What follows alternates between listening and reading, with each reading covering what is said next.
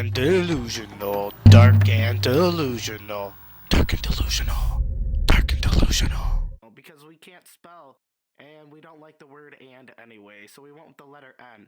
Tonight we have a special episode, a special guest, and before I get started, I want to say this is the most anticipated episode of 2025 I am so excited right now. so far. I don't know why that is.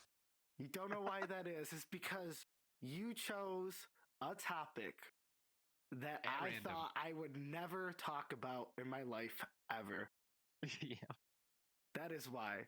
That is why. We built this episode up. We've been hyping each other up, excited for this, and I'm happy that you're here with us. My special Happy guest to for be- tonight. Go ahead. Oh, happy to be here. I'm going by Schlurple. Perfect. I was about to say introduce yourself. You already know how this works. This is great. So before we get into it, please state the topic and why you chose this particular topic. Because as far as I know, you don't really deal with this topic on a daily basis. We're talking about ball bearings today. I chose it because I picked a random ass thing, and it's the first thing I thought of. So I guess first question from my side, why were you thinking about ball bearings? Yeah, weren't we gaming? Were we playing AoE or something? Yeah, I think so. I was just like, oh, what's the most irrelevant thing I can think of? But it is the most relevant thing in the world. Yeah. I think we were actually playing Smash Bros. You're right. Yeah, Oh, we were yeah. playing Smash Bros. I think we're doing Smash / Triforce. Oh Right, yeah, I've Zelda. seen the emulator. Yeah, we're playing Mhm. Zelda too. Yep, that's So- a I have a legal copy, by the way. It's all legal. I have yes. a copy as well, so it's And double Praise legal. Nintendo. And before we get going on ball bearings, I want to say if you ever want to test how good of friends you really are with someone, you should play Zelda and the Four Swords. And throw them off a cliff or plant a bomb in their face That must and be we're see not how very they good react. friends then. I mean, Oh, the host. for once it's anonymous podcaster number 3 who's fucking up this shit. Anyway, Yeah, well, what did you want to talk about ball bearings? Or are you just bringing this topic to the table? I just think they're neat. You think you're neat? They are neat. they are pretty neat. Let's get into it then. Yep. Where would you like to start, Schlurple? I was under the misinformed understanding that they were like the little metal beads and things. But actually, I think it refers to a whole like device that the beads are Mhm. all but as part of. Indeed. That is true. I guess since we're there, we should define what a ball bearing is. Monger, you want to take that away? So I mean, I don't know the exact definition, but a bearing is used to reduce friction between something that's rotating to something that's stable, right? Typically. There's other types of bearings, but that's the bearing that we think of. A ball bearing utilizes, you guessed it, balls to reduce the coefficient of friction between those two pieces. So essentially, wherever there is something that is rotating, which is a lot of things, there is a bearing involved. There's a lot of different kinds of bearings, and ball bearings, I believe, are one of the most common. It's actually one of the most ancient too. So the research I did, I totally spent all week researching this subject matter. Mhm. You guys know how like supposedly when the Egyptians were building the pyramids and they supposedly used like a bunch of logs to roll the gigantic Yep. stone block. So that Yeah. that is like technically credited as being like the first ball bearing. Mm-hmm. That is Interesting. they accredit that to being a ball bearing, like a primitive ball bearing. We would now call those roller bearings, That is true. Yes, that is true. correct. but very similar. They were the earliest version because people knew, hey, like this stuff rolls. Let's throw it under something heavy, get stuff places. Well, I mean, it's Ooh, obviously that reminds me. it's a technology that we don't really have a measure of because it degraded. Because like they used all wood originally, like they made balls out of wood. Like they found this ball bearing in 80 BC. It was a Roman ball bearing, came off a ship, and it was in the table. It was used for like this rotating table that they had in their ship. So if it was around in 80 BC, It was probably other places, but wood doesn't hold up good. I mean, as opposed to time, really. That is true. I mean it is interesting. I mean, if you think about the concept, right, rolling something, it's not that dissimilar to like the wheel to a certain extent. I mean, obviously how it functions is slightly different, but you're reducing that coefficient of friction with having something that rolls. So it's pretty similar concept, just very different execution. It really is. Did anybody else go to the Wikipedia page for ball bearings before this episode? Very briefly, yeah. Did you No. see? Did you see on that Wikipedia page they have a GIF or whatever that is showing you how ball bearings work? I did not see that. That would have been very helpful. Yeah, no. So there's a live picture on the website that show you how ball bearings work on that Wikipedia page. According to that picture diagram, the ball bearings do not rotate within the mechanism the way I thought they did prior to seeing that.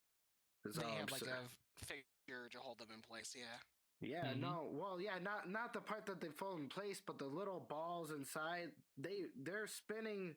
They're not spinning like in my brain I was thinking they'd be like spinning like a planet spins on their axis, you know. But the balls actually roll from like a diagonal towards the center of the rotation. It just was interesting to me. I didn't think they spun like that within the mechanism. Well, I mean, and speaking of the mechanism itself, right? If we're just going to start talking about ball bearings specifically, there's a lot of different designs to ball bearings, right? You can have more, I mean, I don't know all the technical terms, but you can have them more flat. You can have a race that is angled. You can have multiple sets of balls on either side, right? All to basically tailor the device to different loading conditions. So, I mean, so I guess if we're on the topic of loading conditions, what direction do you think these ball bearings are loaded in, guys? What do you mean by loaded? Like when they're making it? No, so in service, right? You Omni? install, yeah. So you install this ball bearing. Let's just say on an axle shaft, right? Like in our cars, or a wheel bearing, right? Yeah. So they're loaded radially, right? It's taking the load of the car from the wheel, right, as it goes down the road. But ball bearings can actually take loads axially through the shaft as well, especially depending on how they're designed. So it can take Yeah. both of those loads at the same time. And other bearings aren't really able to do that very well. Like, for example, like roller bearings, from my understanding, they're kind of like the logs that the ancient Egyptians used to use. They can't take a side force as well as, say, a ball bearing does. Is that due and to that's the actually shape? Is that due to the shape of the ball bearing itself being a It's- sphere? It's able to take loads from both sides at the same time. Yeah, Yeah, I believe It's directional. Yeah. Yeah. The balls have like one point of contact, whereas the rollers have a whole line of contact, and that kind of doesn't shift inward the same way. That makes sense. It's the ancient Egyptians. They were able to use all those, large trees and stuff like that. And actually the largest, one of the heaviest objects to be moved by people without the use of machinery was the thunderstone, and they used logs, but they couldn't exactly make it. They couldn't move directions very easily, right? Because it's a one-directional Yeah. thing. Right. Once you're That's where set ball up, bearings come into play. it's hard to turn. I would imagine like trying to even turn something like that, you pretty much just risk what you're moving rolling off your tracks and ruining all your hard work. Right. Yeah, but And because of that, they had to really plan out the path of how they were going to take these things. Not yeah. easy to change course. they probably had to make roads exclusively for this. Maybe some roads that still exist today were just seriously ball bearing paths that they already put in the work to clear, and then they later became trading routes. All ball bearings lead to Rome. All ball bearings lead to Rome. I have some examples here. If you guys want some examples, some of them were not. I did not think had ball bearings in them. I got a computer fan. Mm-hmm. Mm-hmm. Yes. They're very prominent in horology, which is not the study of horrors. It's the study of time, like making knew you were clocks gonna and bring shit that like up at that. some point. I had to. Oh yeah, that was one of the examples that blew my mind. Like, oh, so and so made a watch piece or Yeah, something with like little. Yeah. super tiny ball bearings. Like the ball Well, that's a- bearings in that watch are tiny, very tiny. And that is kind of the crazy thing. I mean, these things, like, because there's so many different applications for anything that rotates, right? Like, you get down to the tiniest little watch interface, up to the point where you can the biggest ball bearings that currently exist. There's one that's 30 meters across, which 30 meters across. That's not That's not freedom units, but that's okay. We're talking like roughly 90 freedom units. Yeah. Yeah, right. We're 90 talking like feet 80, across for 87 feet. 10,000 87 feet or something like that is what that Yeah, comes for a out to. 10,000 ton capacity crane. So like 10,000 tiny little so smooth adjustments to giant, massive, movements of serious material. So not to Yeah, mention no. that there always has to be more than one ball in the ball bearing, correct? Like You have to have a especially lot. you have to have enough to fill the fucking rim pretty much, right? Well, It or has you to be want to evenly distributed, I think. That's right. exactly. That's the most important part. Yep. It's all about the loading, guys, right? Because I mean, I can maybe later I can talk about some of the failure mechanisms, but it's all about the loading, right? You start loading one ball more than the others, and then you got a real problem on your hands. Right, so you're just trying to split the mass evenly. Yeah, but And like the thing is though, like, okay, if you look at they're not necessarily loaded all the same at the same time, right? So if you think about like a ball bearing in your car, like a wheel bearing, the the top is being loaded, right? The top of the ball bearing because it's sitting on its own weight. But then those can spin around an axis and the weight kind of gets distributed that way right, but more of it's as like it rotates. it's more freeing up. Like it's not. It seems like the most essential function of the ball bearing is to reduce friction, Absolutely, reduce 100%. resistance. So by spreading around the mass, you're essentially only able to do that because the friction in place isn't there, and that's what it makes sense in my head about. So like you're reducing the friction, right? Mhm. Right. So if you didn't have ball bearings equidistantly spaced or at least spaced throughout the bearing race or whatever you want to call it, you'd have a spot where if you're missing a ball bearing, well, it isn't going to roll there the same way.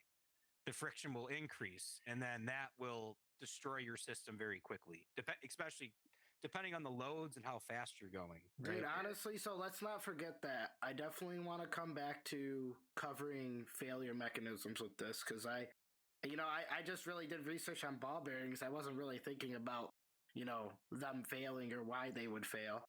Yeah, Well, if and they that's fail, yeah, it's catastrophe. Yes.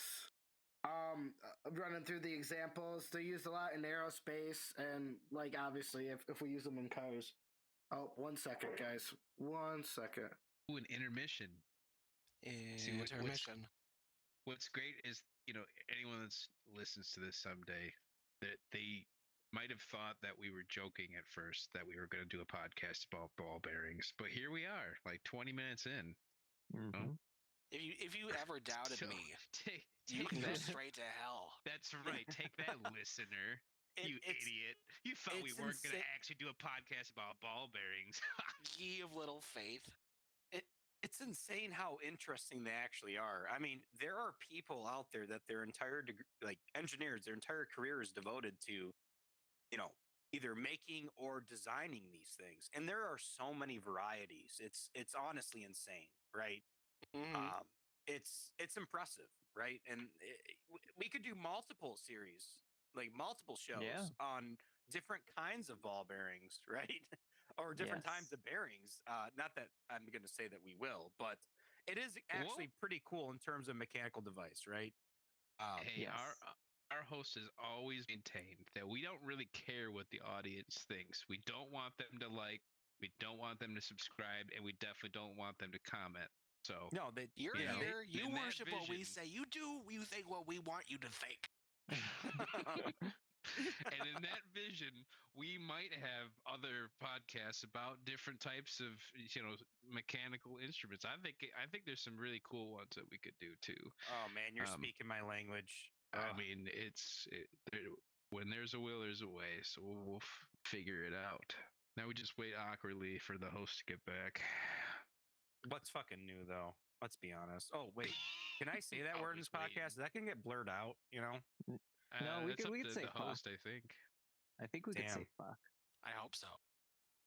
Fuck. Fucking hope so. Hey, I will say, I don't know if this is standard across industry, but working in a metallurgy lab, a met lab, we fucking swear like sailors. And it's like honestly really unprofessional, but I feel like that's consistent across the board. I don't know why. I don't know why. Dude, I think people Meth that lab. are I thought in- you worked in a meth lab. Oh, yeah, I don't, sadly. That might be a little more lucrative.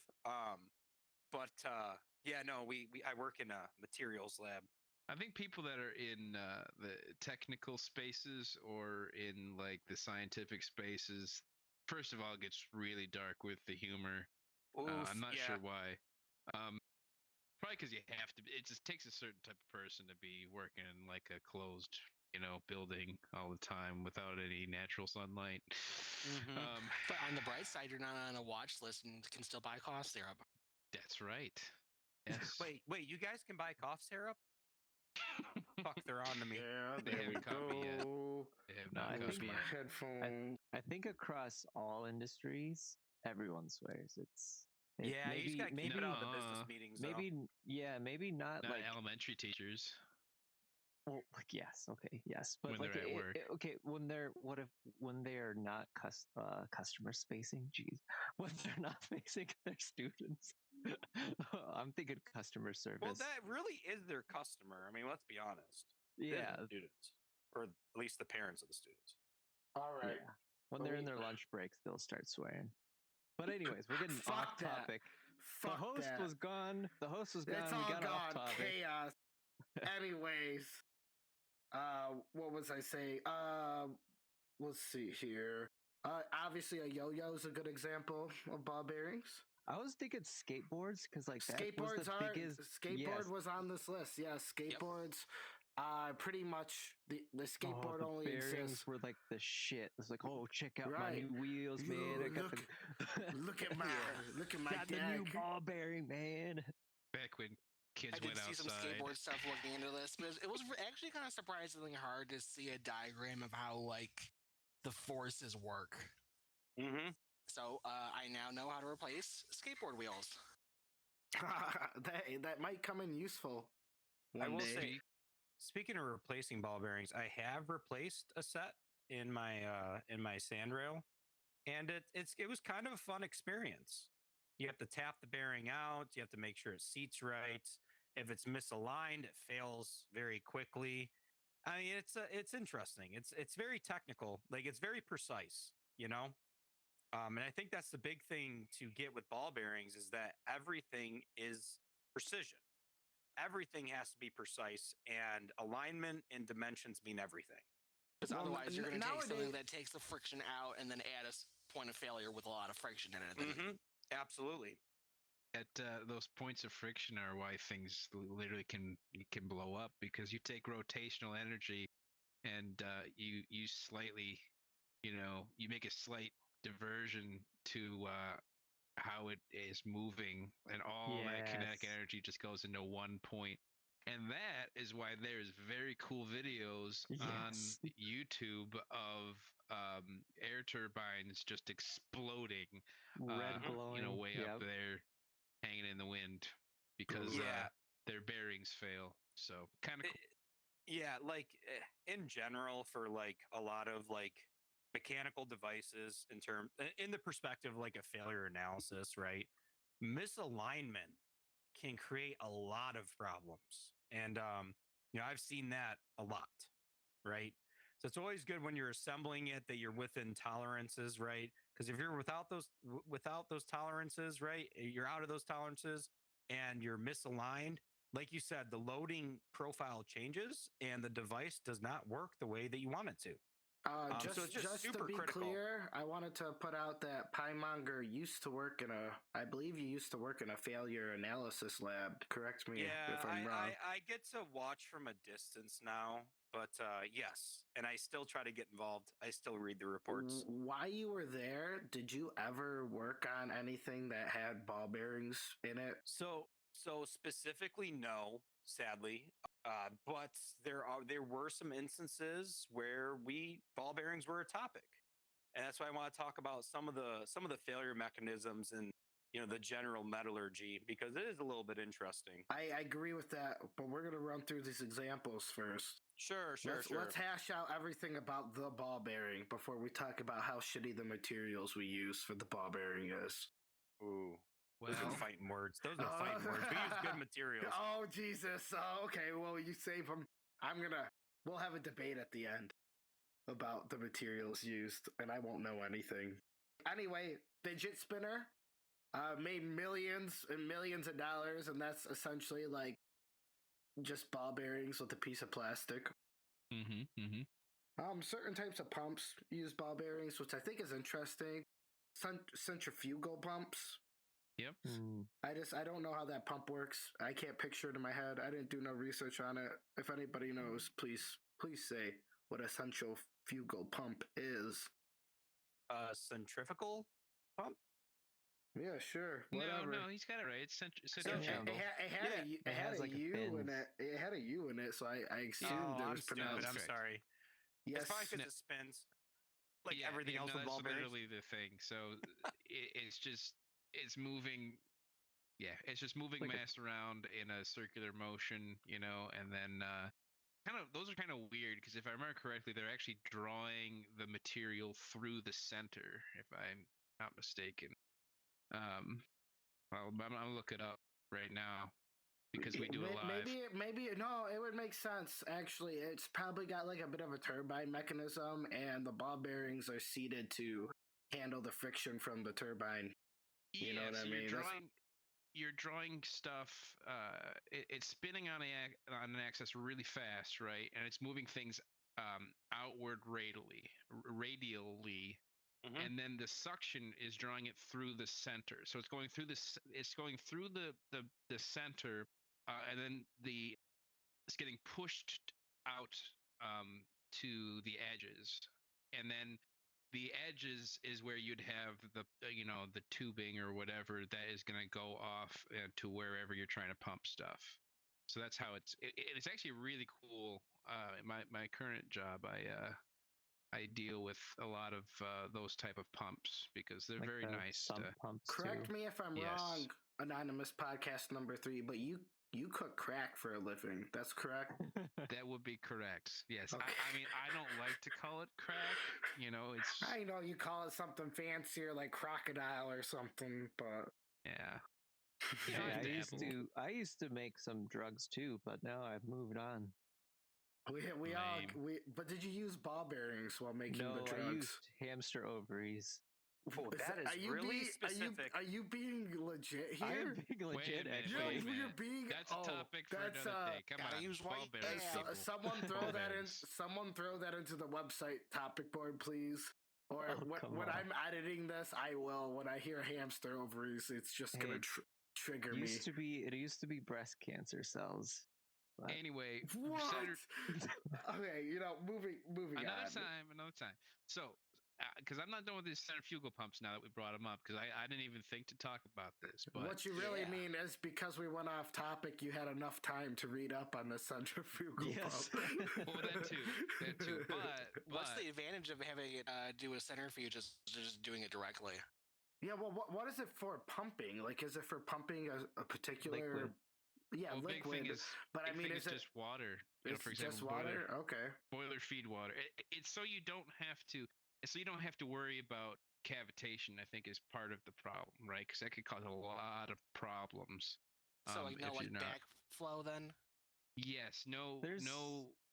So Well- cavitation gets kind of tricky, but So- Yeah, there's like peristaltic pumps. There's also diaphragmatic pumps too. Yeah, I have most of my we use rotary pumps and diaphragm pumps at work. Yeah. I've never seen a rotary or a centrifugal pump, but we do have centrifuges at work that we use, which those Yeah. probably have bearings as well. Well, Oh, and yeah. the centrifugal. Sometimes a lot of these pumps, and I believe the centrifugal pumps as well. It gets kind of tricky because not only do you have to, have the bearings in there, but you have to have kind of like a filler material on the other side. I can't remember exactly what it's called, but some pumps will actually, backfill their mechanism with another liquid, for example, if it's moving liquid, which is kind of interesting. So all that has to be taken into account when you're getting these bearings set in. And again, if the bearing fails, then then the pump's gonna blow up. So it's Yeah. very important to get Yeah, those. And I think that's a good illustration of just how much force these ball bearing technology takes off what it's trying to do.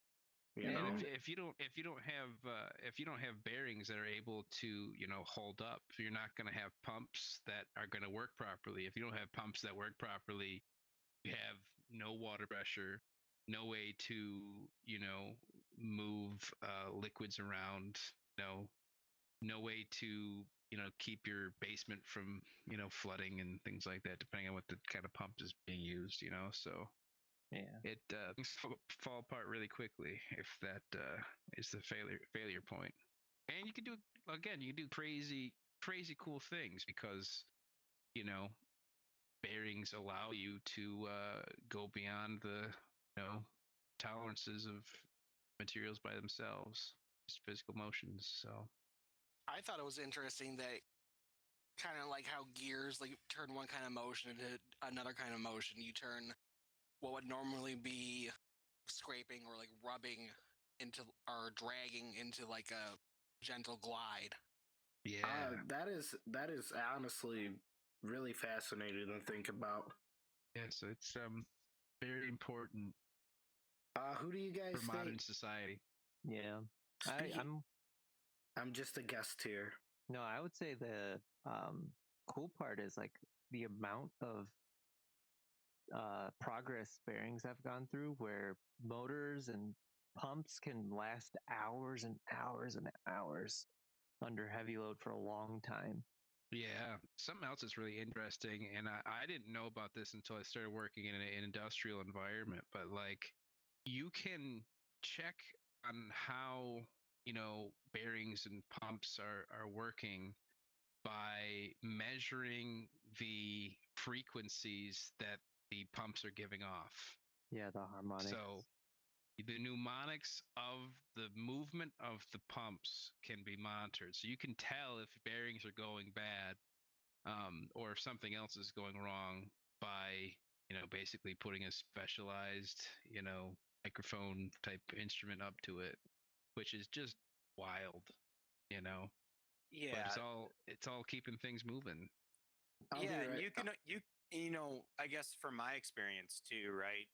Coming from my sand rail, you can also tell by the noise and the heat that they're producing. So, Yes. so the noise, right? So I noticed when I was riding, I could hear kind of like a tumble, like a rough tumble, like a almost like a growl coming from there. And when I stopped, I went to go touch my hub where the bearing was seated, and it was hot, right? Because it lost the battle to friction. It was no longer having that coefficient of friction, that low coefficient of friction that we wanted, right? And it was like hot to the touch, and it was actually starting to not necessarily melt, but um, it was starting to boil off some of the grease that was there. That's how hot it was getting. So that's one way that you can know. But using harmonics like with heavy machinery, it's a big field, and it is super interesting of understanding how machines sound and using that in a scientific way to determine what the lifespan is or if there's an issue. It is really incredible. It has all sorts of cool mechanisms on how to have things not fail, you know? And Like I Test it think before it with this discussion too, we're talking about bearings and how they work, right? I think we're leaving out a pretty critical component, and that's a lubricant. Uh, Industrial bearings, at least most of the time, they act with the front. They act with the fluid film to further reduce that viscosity and prevent wear. So oils and greases, that's critical. That is a bearing's best friend. And I think that it deserves a mention because that's a whole discussion on itself, is how these different lubricants work and how the mechanism is that it produces, it reduces friction in between the balls that are rolling, right? Yeah. These ball bearings, they don't exist in a vacuum. They exist in the system, and I think give a shout out to all the greases and oils in the world that make that happen. Shout out to the greasy, the greasers, Yeah, The grease petroleum. grease and Greasy oil greasy Ew. people. is very important. I don't know if you guys have ever like changed a ball bearing, but packing Yes. it is almost like a religious act. Like, you want to make sure you Do don't you get. worship it? Like I You do God? not want to contaminate the grease. Yes, you don't want to contaminate it, and you want to make sure that you have enough there, Because but like not too much. the chemistry, which I don't know, but it's all like how it reacts with metals, is just crazy. Because it's just like Mhm. there's a chemical reaction going on too when it's moving. There's heat Well, yeah, going, and the liquid is moving around, and it's crazy. And you have a lot of pressure and some friction. And And it gets heated temperature's up. always gonna it's always gonna be a factor. Temperature is always gonna be a factor whenever you're dealing with something mechanical. So you gotta factor that in, and the ability to reduce the friction, and also not like be Break not break down, and or attack the metal. yeah, yes. which is Um, that gets very tricky, especially with if you're dealing with organic molecules that have a lot of contaminants. That's why a lot of places I would imagine are moving towards synthetically made compounds. They can control the contaminants a little bit better than if they use oil that is extracted out of the ground. So mhm. Oh, that's very true. I think, unless the host disagrees, I think that's a nice segue into how these little bearings can fail. I couldn't agree more. So let's get into it. Recap. So we know the first ball bearings were made out of wood. I imagine well, they were nowadays kind of more those would be more of roller bearings, but that's true, the but principle has Yeah. been around for a while. they're considered primitive ball bearings. They Yes. are. They Yep. are considered primitive ball bearings, so we're talking about them. And like I said, the Roman one was an actual ball, that a ball of wood that they had in a rotating table. So they did both with the wood. They made them into spheres like a ball bearing nowadays, and well, the roller bearing is what we've come to know. I think that I was just gonna say one of the really cool things about ball bearings is like we although the concept has been around for a long time, it also took a very long time to be able to use a ball in these bearings, right? I Mhm. mean, the roller concept has been around for forever, and even Thomas Jefferson had it in his fancy revolving chair, which is kind of a little side note. Sorry, I'm not really sorry because the That guy audience was a dick. has no bearing on what I bring up. Anyway, so Thomas Jefferson, You know, it wasn't till the you had a lot of 18 balls to bring a joke like that onto this show. it wasn't well it wasn't no it wasn't until the 18 like hundreds where someone actually Yeah, so and the first successfully got a it was like ball bearing created. 1795 or something. Like the first patent for it comes from like some Welsh iron worker named Philip Vaughan. Yeah, it is fair to But bring the up more though that accurate model comes later than that. Like that was like the first patent. The first patent that's like reminiscent of the shit we use today comes later on after that. yeah, it is fair to bring up though that Leonardo da Vinci did have a concept for a ball bearing for his helicopter. but I don't think he ever made that. So The helicopters have to have ball bearings in them, right? Yeah. absolutely, Yeah, so he was anything right. that rotates. He was right. So yeah, he had a pretty good concept, and then some dude that dude that you mentioned in the 1800s started actually being able to make a workable thing that kind of was starting to get broad spread. I mean that I'm sure that certainly helped things like the industrial revolution there. Yeah, So well, we'll talk about and it. We'll industry talk in about general. it later when I get into the business aspect and how much money the industry makes per year. But that's a big. The manufacturing industry is like the biggest contributor to the net worth of the ball bearing industry. Just because a lot of manufacturing tools, robots, you name it, assembly lines, all are using ball bearings to achieve their means. But Mm-hmm. the first ball bearings were wood. They Yep. obviously moved on to primitive iron, like shitty pig iron back in the day. Like, not a good alloy of iron. We're talking about something that really is non comparable to today's standards. So what after that? Obviously that we learn how to, make steel and better alloys of iron and other things. What are modern day ball bearings made of? So yeah, Ooh. I can pull on that thread a little bit. So just to mention, right, ball bearings are technically made out of a wide variety of materials even today. There are plastic ball bearings. I'm assuming they're used for pretty low load applications, right?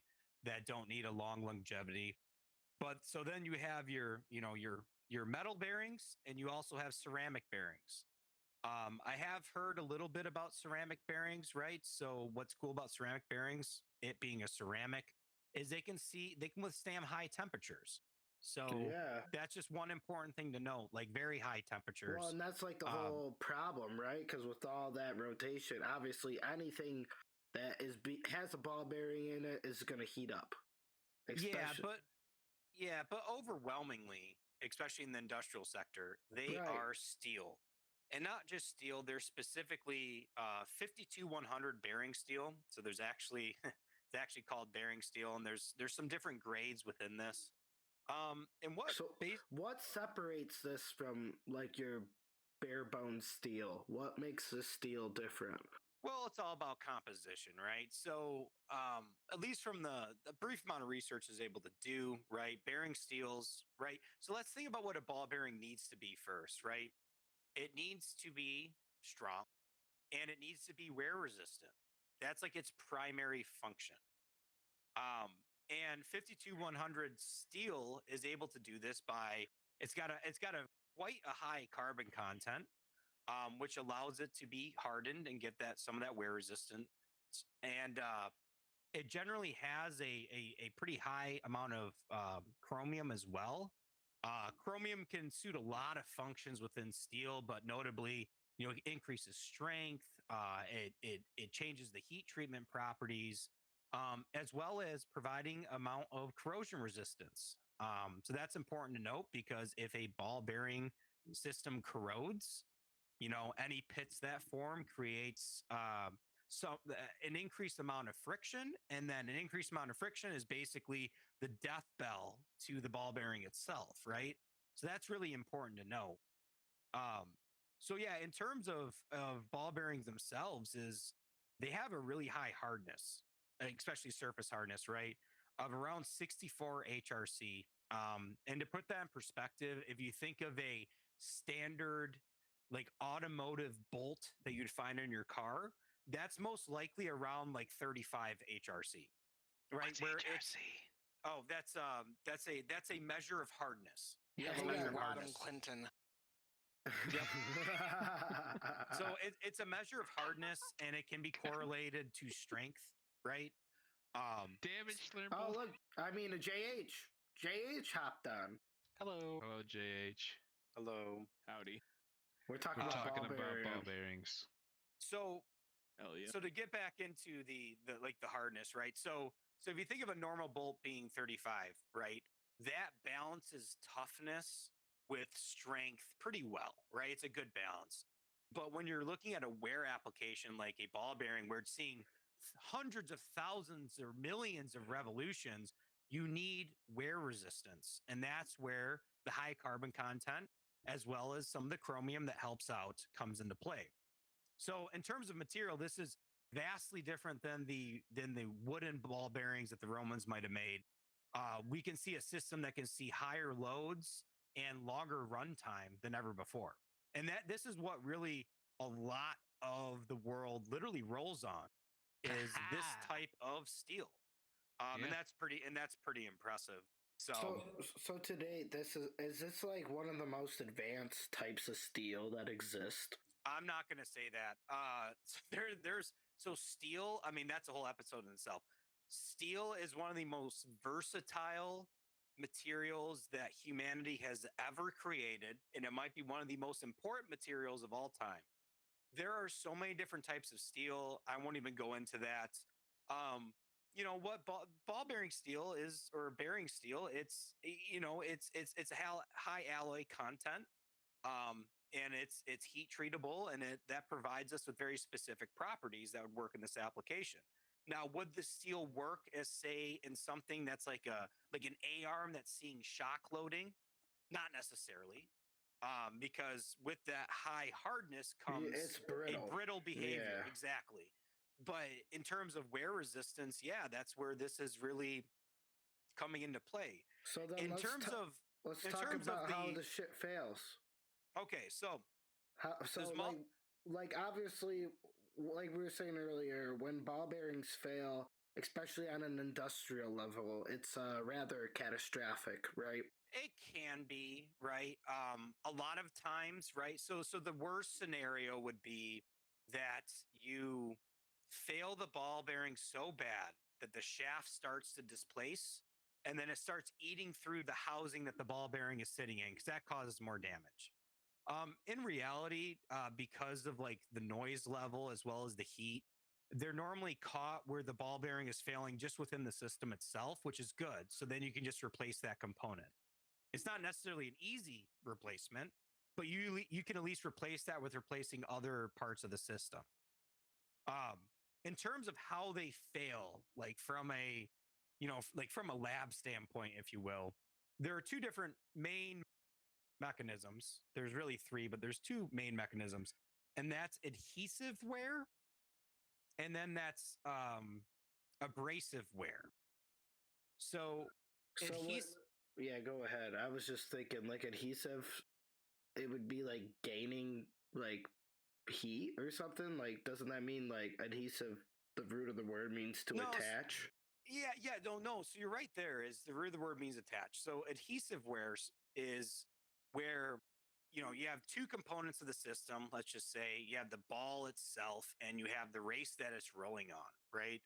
Adhesive wear is when the loads or the friction gets high enough where they start to basically stick to one another, and that creates wear where one material smears into the other. So this can occur on multiple different scales. You can actually have like micro welding, where like you'd need to have a scanning electron microscope to see, where the forces and the pressures and the heat is so high that in very small instances they actually weld together, causing this micro welding phenomenon. Oh, On a more well, macroscopic scale, that's interesting. if you have a ton of this adhesive wear, you basically see the transfer of one material onto the other.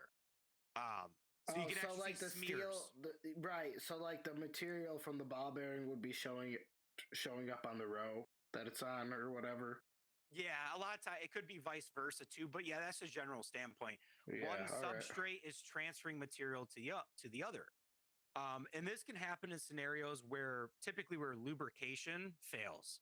So you don't have enough grease, or the grease is breaking down, or it's not being oiled properly. You can get that heat build up locally, and the friction and the shear forces, you get that transfer of material, which that creates kind of a feedback loop in which you increase the friction, which causes more adhesive wear, and then you go on and on and on until failure. So that's the very common failure mode for these ball bearings. So is this the most? So adhesive wear is the most common for ball bearings. I wouldn't say it's the most common, because then you have abrasive wear. right? Oh, okay. So abrasive wear is when you get some type of foreign particle basically invited to the party that's not invited to. And I mean, think about this. Like, imagine if you have this really this system that's designed with really tight tolerances, right? And you have high loads and everything's rolling around, and then you throw a piece of grit in there, a piece of sand, a piece of metal, anything. Dust. That dust, the hardness of Well- dust in comparison to, I mean, maybe, yeah, depends how could- hard the particle is. I Maybe. think yeah, exactly. Yeah. Like, if you're talking skin cells, no. If you're talking dust for like metallic dust from a manufacturing environment, maybe. I was thinking like sawdust or like a piece of drywall dust or something. Well, Mhm. drywall dust, maybe. Sawdust, most likely not. Just due to the hardness of the material. So imagine you have some type of foreign entity in there. Essentially, what happens is it gets crushed in between these two moving components, and it can score the material. It can create, it can cut it, it can create a scratch, and then basically that scratch, it creates a different friction profile. So as it's rolling along, it's loaded more heavy. Well, not necessarily loaded, but there's a higher friction in that one point, and then that can spiral into other failures as well. That's why when you change your bearings, say in your car, you have to make sure everything's very clean. Everything must be very clean. So those are the two main types. But if you'd like, I can elaborate further on some other things here. Yeah, well, you did mention a type 3. Yeah, so there's actually a type 4 now I'm thinking about it. So type Oh, 3 is geez. called So let's recap. Type 1 is adhesive wear, right? Yep. Type 2 is abrasive. Yep. And the difference is adhesive is pretty much a failure of interaction between the ball bearing and the medium that the ball bearing's in which the Yep, materials can wear on each other, pretty much imprint on each other, Mhm. causing further failure, right? Yes. Yep. All That's right, correct. well, and we got adhesive, which foreign particle enters and fucks it up. Yeah, pretty much. Yeah, that's All right, so let's get on to 3 and 4 because I'm interested. I need to hear it now. okay. So there is one called Brunelling. So just to What? back up, Can you, You say guys that know what- again? Brunel. It's a last name, I believe. So just to back it up, so a Brunel test is a way to measure hardness in the metallurgy world. You essentially take a ball bearing, literally, and you take a set diameter of a ball bearing, and you take a set load, and you imprint it on the material, and then you measure the diameter of the imprint it makes. So harder materials will make less of an imprint. Softer materials will make more of an imprint. So that's called Brunelling. So it makes this spherical dent in the material. Right, you're squishing it like Play-Doh to see what happens. Yeah, pretty much. So in a ball bearing specifically, you can get a Brunelling effect where, say, if there is like a really excessive load, especially radially, that one of those balls can dig into the race or into whatever's the outside of the bearing, and that causes a dent, for lack of a better term, that would then increase friction and cause very rapid failure of the bearing. Right, you pretty much give the ball bearings a pothole to run over on their track. Absolutely. It's a geometric deficiency.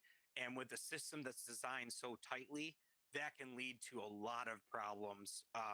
And that's indicative. Oh, you yeah, see, because it's not the initial damage on any of these. It's the consistent use. That one little defect becomes amplified every time a rotation goes around. And Yep. it's constantly rotating, and then it ultimately fails. And when it's rotating as fast as a lot of these ball bearings systems do, it fails pretty quick.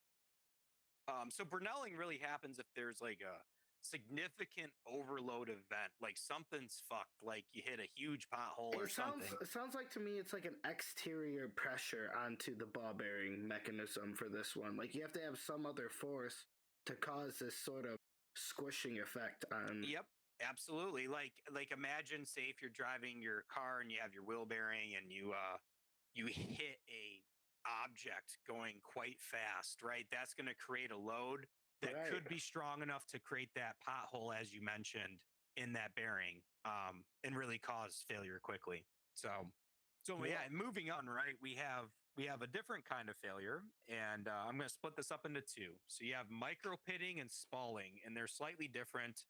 The the in terms of how they're described, sometimes they're described the same way, but in general, for what I've seen, is micro pitting. It's basically you have very small pits that form on the surface. We're talking like 10 to 20 microns. And with micro pitting, some people claim that's more from like a chemical attack. Like, say, if you have grease that is contaminated, like with chlorine or. But you said they claim. Is this like more of a theory or a set thing? No, it's not a theory. It's more about like how it's called, right? Some got people you. use All right. like micro pitting to frame both of these ideas I'm about to describe. Other people use the term spalling, which I'll describe. It's kind of some people use them interchangeably, but I'm going to make the distinction here just because it's easier for my understanding. Okay. Micro pitting, that comes from some type of corrosive agent in the system that basically eats away and makes these small pits all over the ball. So this is like abrasive, but with a chemical wear, pretty much. I wouldn't really call it abrasive, but basically the chemicals eating away at the metal. Imagine if you have some type of corrosive agent, let's just say road salt or something that gets in and it starts forming these little micro pits, and it actually can give the ball bearing like a matte finish instead of a shiny finish, because these ball bearings they have to be very smooth for that low coefficient of friction. And then that can cause additional frictional wear, and then it leads to the other failure mechanisms that I mentioned, right? I think the most interesting form of failure is actually called spalling.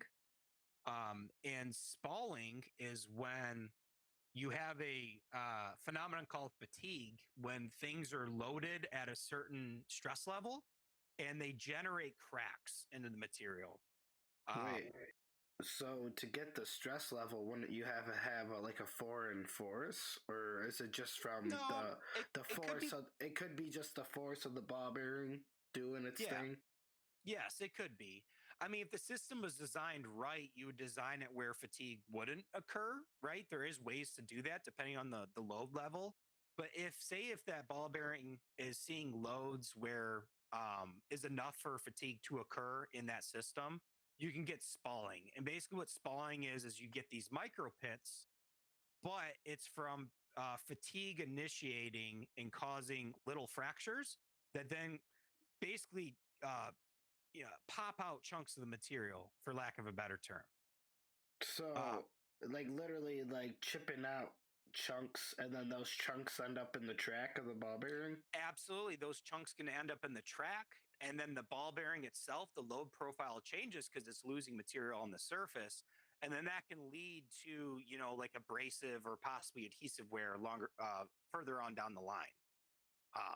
And I've seen instances of I haven't done the report myself, but I've seen spalling before in different reports, as well as abrasive wear, like particles getting like embedded or like cutting away parts of the material, which is super interesting, right? So that's like the main ways and how they fail. There could be other failure mechanisms, right? That's just the ones that I know of. I think that's super interesting. How long do bearings usually last? I feel like that's loaded, right? It depends on the load conditions. It depends on the alignment. It depends on the lubrication of the system. I think that's entirely up to how the system's designed. I feel like you could design ball bearings that last an extraordinarily long time. You could design those that last not that long at all. It really depends on the use case. It also seems like it depends on the material used. Certainly. I mean, obviously, I don't think these wood ball bearings back in the day lasted long. No, for whatever they're doing. They're also not rotating it a billion times a second. Exactly. So they serve the purpose that was functional, right? But even at that functional purpose, they probably did not last. I mean, to the standard that we know things last today is what I'm saying. Well, it's incomparable. And with wood, I mean, I was just thinking about this. Wood itself is what we call anisotropic. So in different directions, the material properties are different because you have the grain of the wood, right? So if you cut against the grain or with the grain, we all yes. know that it feels different, right? Just for the layman, this is why it's easy to whittle a stick, but hard to cut a stick in half with a knife if you were just sawing straight horizontal Yeah. down on the stick. Same Yeah. premise. Cutting with the grain is gonna shave that shit to bits, make a spear in 2 fucking seconds. Cutting through a fucking stick, you're gonna get pissed off and cut off your own goddamn finger. So, It's yeah. also So the load, Yeah. yep. the way Yeah, it so- handles the load. Exactly. That's exactly the point, right? So like these ball bearings, even if they made them spherical, the material itself is not behaving the same in every direction, which I would assume would lead to failure among a lot of other things. I don't think you could get wood to the same surface finish or polish that you could say metal or ceramic. Yeah. But that's just something to mention because metals and But ceramics either way, overwhelmingly are isotropic. as that wood ball spins, it's gonna take load on a Yep. part of the wood that's not ideal for it. I'm thinking Absolutely. like, how would you make ball bearings with primitive technology? So you would have to like marble quartz and like make them perfectly round Well, somehow. so quartz has a hardness of 7. Quartz is pretty good. The quartz would be a good, and it would or be something like some kind of stone. You I'm would thinking have like if you have to make it stone. You'd have to make it lubricated. What about glass? Glass, You technically could. glass is quartz. Glass has the same hardness, right? So the problem that you could run into, right? Like for sure, hardness and wear resistance, that's key. But it's also like toughness. Like how easy does this fracture? So glass, right? If it saw a shock load, that's game over. But possibly in terms of wear resistance and whatnot, it could be really good. In terms of how they would even make that, it would be a lot of polishing, and I don't Yeah. even want to think or know how the fuck that would happen. I mean, Also- have you guys ever looked at before we get to anonymous podcaster number 3? Have you guys ever looked at fucking like you're just in like a history museum or whatever, and they have like a perfect sphere of like a rock or something, and that has to do with what we're talking about, right? That's a ball. Yeah. Like the amount of human effort that went into making that, I don't even want to think about. It's probably Yeah. sick. And that's just one single sphere. And realistically, all these mechanisms have a bunch of balls in them. Well, Well, it's and that's because of like how we have precision, like high precision machinery to cut these things. Right, but I'm saying back in the day, dude. But Like back in know, the but day, that's absurd. Like Yeah. even more than that, it's not just about even more than the getting things smooth enough. Yes. You have to get the right dimensions on things, because if you're trying to make a ball bearing and one is slightly larger or smaller than the other one, it's going to throw off your entire assembly. It's not just about the smoothness or the shape, it's about the relative size. And that's probably why it took so long to make an actual ball bearing, a real ball bearing. because of those tolerances. Well, with I'm the real curious ball to make like not fault tolerance, but like safe replication, like kind of like you make the bearings where some parts could fail. Root cause analysis on how a ball bearing fails if it fails so fast. Because like if a chain of event, like because I've seen like some complicated ball bearings that have like multiple things going on, but I don't know. I might be having a bit too much to drink, and I'm not thinking that straight. No, Well, they I do mean, have like that's true. combinations of like ball, roller, and like pin, Yeah, yes, and yes, different. You can have layers, yes. so you have more axial load. I'm sure someone in the audience is screaming. It's like, these guys are stupid.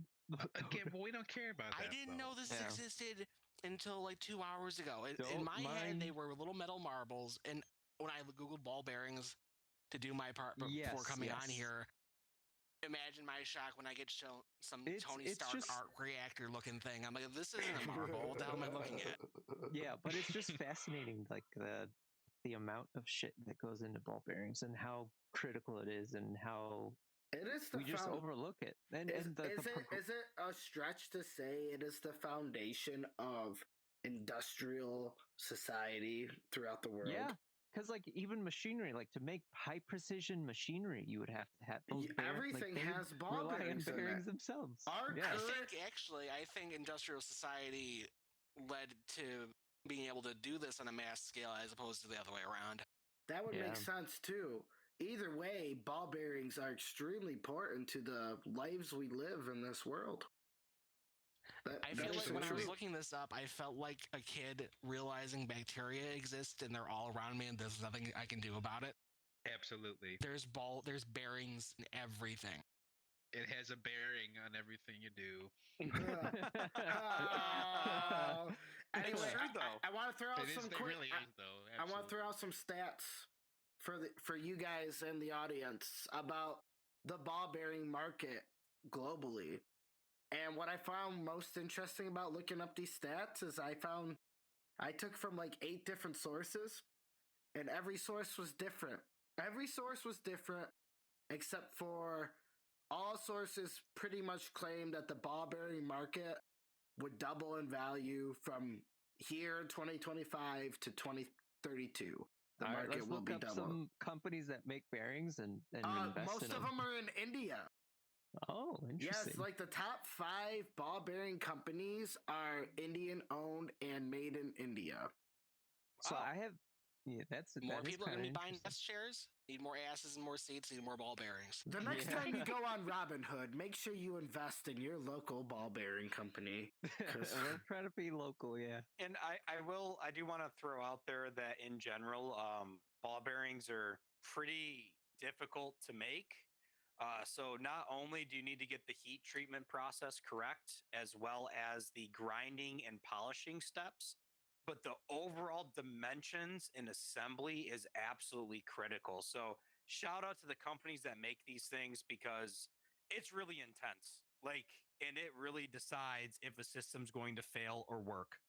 Well, Yes. yeah, and that's true. And I think the most fascinating part is like how they're able to measure the molds to a degree that they're even able to do this on a mass scale. You know what I mean? Like they obviously are pouring these metals into molds to make the original shape, and then they're trying not to polish off too much of the material when they're doing it. It's crazy to Mhm. me. Crazy to me. And they have not like only microscopes that can like get down to a few microns and they go by touch and stuff. yeah. No, so yeah, I think you're talking about atomic force microscopy. Yeah, they Whoa. literally go by touch. It's pretty incredible. That's I don't even want to think about that. That's fucking insane. They're able Yeah, to they're literally measure like a something record that player. small by fucking touch. They work like a record player. I somewhat. got I mean, you. there's multiple ways to work Oh, them. I know what you're talking about too. Yeah, Yeah, one I yeah, saw that- was like a Those are so jelly pen, crazy. and then like you press it into the gel, and then the deformation of the gel shows you a picture later. Yeah. You know what I also find it kind of interesting about ball bearings? I don't mean to change the subject, is that nature probably doesn't have something like that.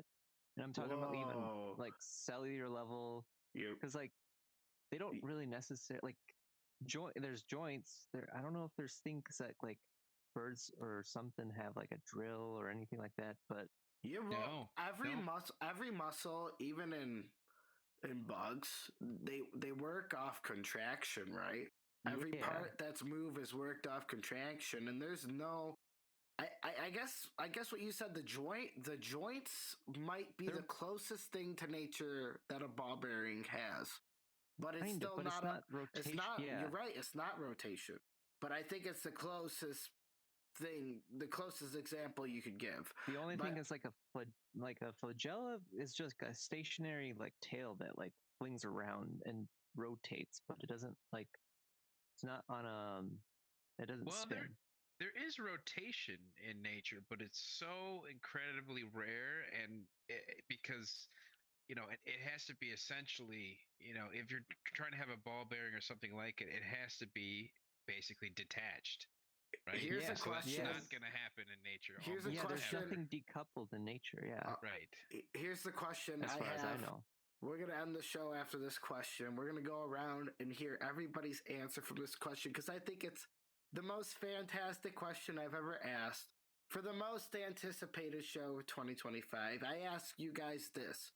Do you guys think in our solar system that the planets themselves act as ball bearings No. for the No. universe to spin? Hard no. Just no. Hard no. No, Hard no. They're not the because same size, so they gravity wouldn't be doing a very good job. Oh, you guys are gravity no throws fun. it off. It was a thought experiment, Yeah. guys. You guys aren't Better even thoughts. having had any fun with that. You thought wrong. I thought wrong. I didn't Yeah. actually believe that. Well, that I was just is an interesting. asking. No, I was just that is asking. interesting. It is. That is interesting. stage, Doctor Who. Yeah, Jesus. Anyway, I'm a terrible host. I want to go around and get everybody's final thoughts on ball bearings. Pie Monger, you can start. I mean, especially going on this journey and doing a very limited amount of research, right? But with my own experience, ball bearings are critical and they're actually really, really interesting, especially from a metallurgy and failure standpoint. And if we didn't have them, we wouldn't have most of the things we have currently. And that's something to think about. Yeah. Absolutely. Or we'd be spending a lot more time fixing things we take for granted. That's true. Yeah. Ball bearings are one of those things that, it's like Schlermpel mentioned earlier that they're everywhere and they're absolutely necessary to make things function. Every time you turn on a light switch and electricity comes on, that's only, for most people, that's only possible because of, ball bearings and a turbine somewhere. See, it's every only time you hop in the possible for car me because or I on the take a pair of jumper cables and I cut into my neighbor's power line and There I you run go. it back to my house. That's the way. But seriously, even that power, though, again, most likely is coming from a turbine. And then every time you turn on your tap, all that water has to get pumped somehow, and a lot of that pumping action needs, the rotation to be, have less friction in it, and all sorts of different things. Every time you hop in the car, it's all connected to that. When you want to poison piece of somebody in a technology. Princess's Bride situation, spinning table, ball bearing. That's exactly. Yes. Lazy Susans. Very important. Every time you've used a Lazy Susan, it needs to have some sort of ball bearing. So never forget. JH, you got any comments? Nah, I just came here to listen. Hell yeah, brother. We just History, Anonymous Podcaster number 3, do you have any other comments on the matter? Nope.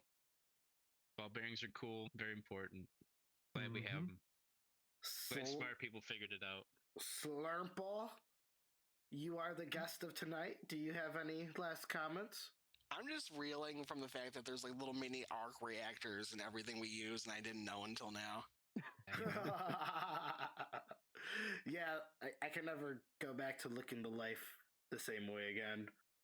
I didn't know much about ball bearings, to be honest. I feel like I got a pretty good, solid understanding now.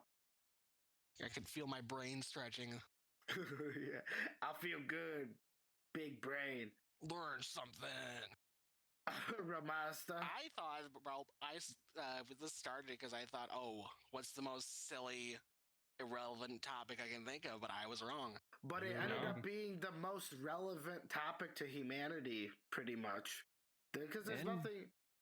Ball bearings in everyone's life. Everybody benefits from ball bearings every single day.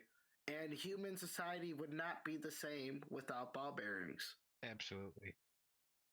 I think it makes. I think we could define our era by the invention of ball bearings. Honestly, right? You Yeah. really could. Because not even modern day computers would be possible without ball bearings. A lot of things would not be possible. Yeah. Mm-hmm. Well, I'll give you my last comment here. I know it's an unpopular opinion, but I firmly believe in the flat Earth and that the other planets in the solar system are ball bearings for the universe to work. We were all on a roll, and then you ruined it. Yeah. that's just kicking the can down the road. If we're all in a big ball bearing, what ball bearing are we bearing in? Yeah. Holy shit. What cosmic device are we wearing the tear out of? Oh Hey, you know my. what? Are we even needed? Because there's no friction in space. Not really. I don't know if that's Anyway, true. That doesn't sound true, but whatever. It's fine. It's we fine. don't. I feel like we don't know anything about space, realistically. No, that was a fun podcast for a That little was bit. a We good- know less about our oceans. That's true. Yeah. We all Oceans, know a little ocean. bit more, kind of, sort of, about ball bearings though tonight. So that's a good Yes. thing. I actually, well, this is based in fact. We talked about facts. We talked about really the essence of humanity comes down to ball bearings. As we currently know it, nothing would have been possible without ball bearings that Man, I we wouldn't know exactly today. co-sign that, but We don't have to co-sign anything because this is dark and delusional. that's right. We're We're done. delusional. We're done for tonight. As Bye. always, don't like, don't subscribe, don't comment. Yeah, we don't want to hear it. Honestly, we're pretty outrageous. Just stop looking at these videos. I pretty much use YouTube as a cloud. I'm just too lazy to pay for more storage space. And it's really annoying people keep watching these videos. Yeah, I mean, you know, like if someone's made it this far in the, in the podcast, like wow. Yeah. Now this is supposed to be a quiet front for all our various drug rings, and you're all fucking this up for us. Dude, this is how I tell my dealer to land at the airport or not. Bringing too much heat to this channel here. I mean, I have to disagree with Anonymous podcast number 3. I think people would like to hear you too. I think the previous one that you did, a lot of people liked it. Oh, Sir Francis Drake is going great. Yes. That was yes. a wild story. That was a wild story, but we have a lot more wild shit to come. Good, better things, you know. Okay, I think that's a wrap.